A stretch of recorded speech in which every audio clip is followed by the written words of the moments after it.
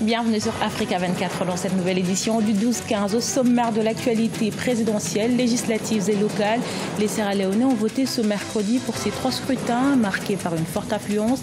Les premières tendances pourraient être connues ce vendredi 9 mars. Victimes d'agressions lors des manifestations des étudiants, les enseignants et chercheurs de la principale université de Niamey, la capitale du Niger, observent à leur tour une grève illimitée. Ils appellent les autorités à assurer leur sécurité.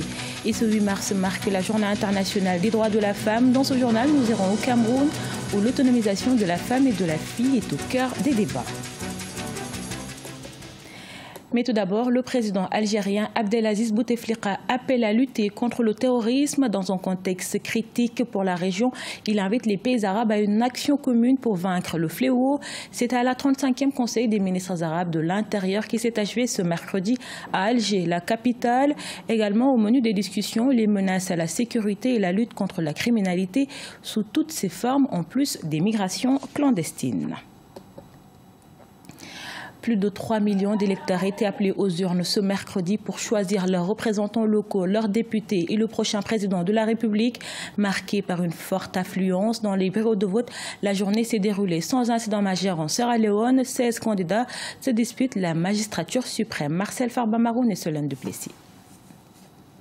En Sierra Leone, quelques 3 100 000 électeurs étaient appelés aux urnes mercredi 7 mars 2018 dans le cadre des élections présidentielles, législatives mais aussi communales.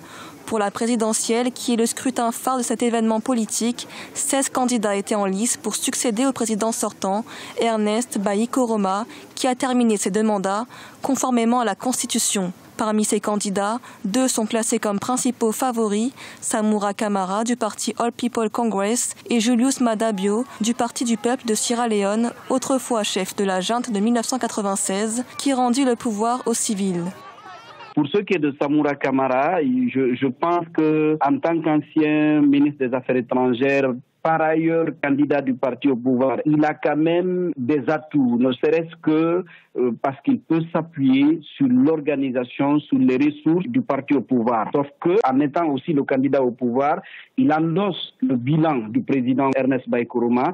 Or, dans ce bilan, il n'y a pas que du positif. L'opposition aussi, particulièrement Julius Maada Bio, peut aussi compter sur quand même une certaine aura que l'opinion publique a de lui. Cependant, de nouvelles formations commencent à gagner du terrain. La grande coalition nationale de Kande Youm-Kela, ancien directeur général de l'Organisation des Nations Unies pour le développement industriel, et la coalition pour le changement de l'ancien vice-président Samuel Sam Soumana. Si leurs chances de victoire sont plutôt faibles, ils pourraient en revanche être décisifs lors du second tour. Kande Youm-Kela, comme Samuel Sam Soumana, peuvent être très déterminants, notamment dans l'optique du second tour pour départager Samura Kamara et puis Maada Bio. D'autant qu'en Sierra Leone, il faut avoir 55% des suffrages au premier tour pour l'emporter. Et dans cette configuration-là, ce n'est pas évident que l'un des 2 principaux candidats récolte ce suffrage-là. Et c'est à ce niveau-là qu'il faut s'attendre à un rôle déterminant des 2 principaux challengers. Les premiers résultats partiels sont attendus 48 heures après le scrutin et les résultats complets dans un délai maximum de 15 jours. Malgré quelques incidents, les observateurs ont salué une forte affluence dans les bureaux de vote et des élections globalement apaisées dans un pays qui a connu de 1991 à 2002 une guerre civile qui a fait 120 000 victimes et des centaines de milliers de réfugiés et déplacés. Les enseignants-chercheurs de l'université Abou Moumouni de Niamey au Niger observent depuis mardi une grève illimitée. À l'appel de leur syndicat, ils protestent entre autres contre la série d'agressions physiques dont ils sont victimes sur l'espace universitaire par les étudiants. Reportage de notre correspondant Sadoualezé Mouktar, commenté par Solène Duplessis. L'année académique 2017-2018 perturbée à l'université Abdou Moumouni de Niamey. En cause, une grève illimitée qu'observent depuis le 17 février 2018 les enseignants-chercheurs. Ils protestent contre l'agression d'un de leurs camarades par la CASO, la Commission des affaires sociales et de l'ordre, une structure estudiantine qui fait office de police sur le campus universitaire.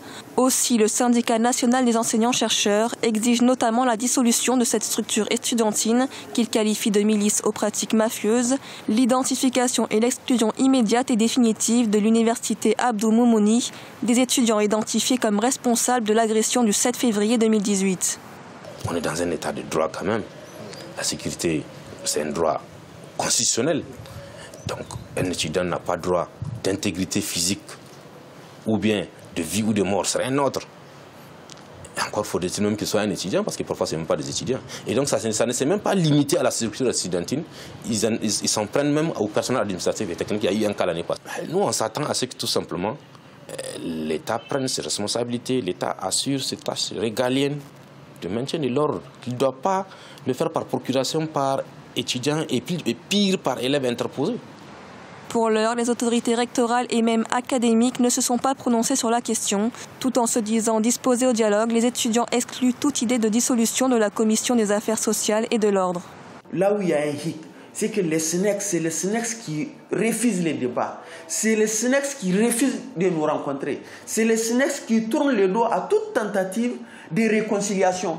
On est allé mieux jusqu'à écrire une lettre aux SNEX pour leur dire que nous nous excusons. Nous nous excusons, ce n'est pas parce que nous avons totalement tort. Saisi par l'Union des scolaires nigériens, le tribunal de grande instance hors classe de Niamey donnera son verdict le mardi 13 mars 2018. En attendant cette décision de justice qui viendra peut-être clore cette affaire, les cours sont bloqués dans les différentes facultés de l'université de Niamey. Au Cameroun, la femme représente 55% de la population. Malgré ce caractère majoritaire, elles sont souvent victimes des inégalités de toutes sortes dans la société. C'est donc pour briser ces inégalités établies que les femmes réunies autour du concept 8 mars autrement ont ficelé des propositions autour des tables rondes. Parmi elles, notre correspondante Viviane Baoken suivait son reportage. Au Cameroun, les violences faites aux femmes constituent un phénomène de plus en plus croissant. Selon les statistiques, près de 55% de femmes ont subi des violences de toutes sortes depuis l'âge de 5 ans. De même, sur le plan économique, l'accès à l'emploi reste minoritaire chez la femme avec 44,5%. Toutes ces inégalités et bien d'autres étaient à la table des discussions des femmes le 7 mars 2018 dans le cadre de Yuma 8 mars autrement. Selon les experts présents aux travaux, la femme devrait désormais poursuivre ses propres ambitions malgré les regards extérieurs.